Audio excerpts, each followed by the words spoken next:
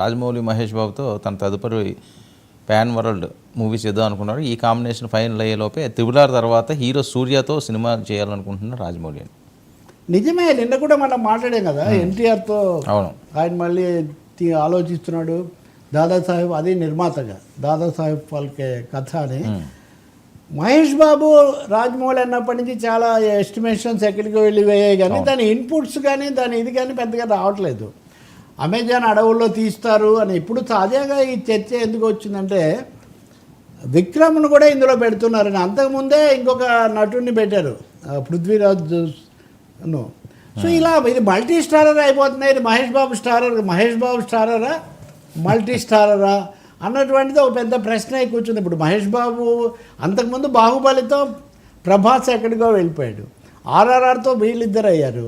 ఇప్పుడు దీనికి వచ్చేసరికి ఒకటేమో ఆలస్యము, రెండోదేమో క్లారిటీ లేకపోవడం, మూడవది మహాభారతం తీస్తాను, ఆర్ఆర్ సీక్వెల్ తీస్తాను, ఎన్టీఆర్తో సినిమా తీస్తాను, ఇలాంటి ఇన్పుట్స్ ఎక్కువ వస్తూ తాజాగా మళ్ళీ విక్రమ్ కూడా వస్తాడు అని వస్తుంటే మహేష్ బాబు ఫ్యాన్స్ కొంచెం ఆందోళన, కొంచెం ఆగ్రహం వీటన్నిటిలో కూడా ఉన్నట్టుగా కనిపిస్తుంది. రెండవది వర్మ, సినీ ఇండస్ట్రీలో స్టేక్స్ బాగా ఎక్కువైపోతున్నాయి.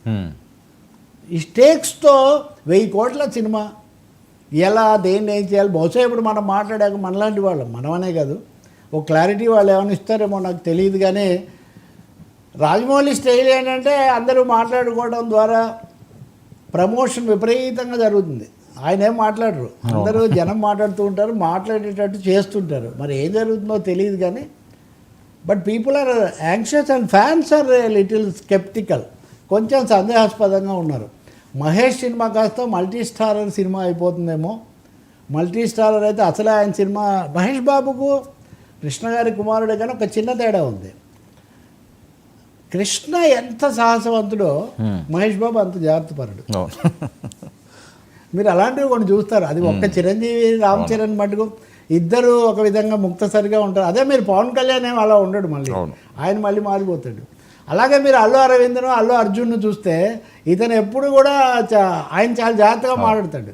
మీకు నాగార్జున విషయంలో కూడా అంతే, నాగార్జున జాగ్రత్తగా ఉంటాడు. అఖిలేని ఎప్పుడు అన్ని ఎంతసేపు అసలు ఆ చేతి ఏంటంటే అలా చెప్తూ ఉండేవాళ్ళు. నాగార్జున చాలా ఆచితూచి తన మీద వస్తే కూడా మాట్లాడు. ఇది ఒక కాంట్రాస్ట్.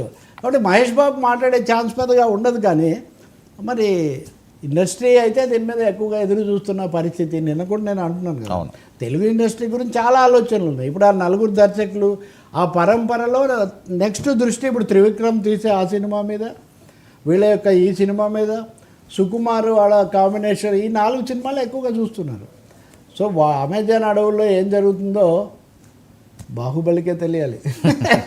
బాహుబలి సృష్టికర్తకు అతడు అంటారే, అసలు అతడు ఎవరు, ఇంకా అతడులు ఇంకా చాలామంది ఉంటారా దీంట్లో, పోకిరి ఎవరు చూడాలి ఇంకొంత. Thank you so much Ravi గారు. ఇది ఈనాటి frankly with Terapalli. Stay tuned.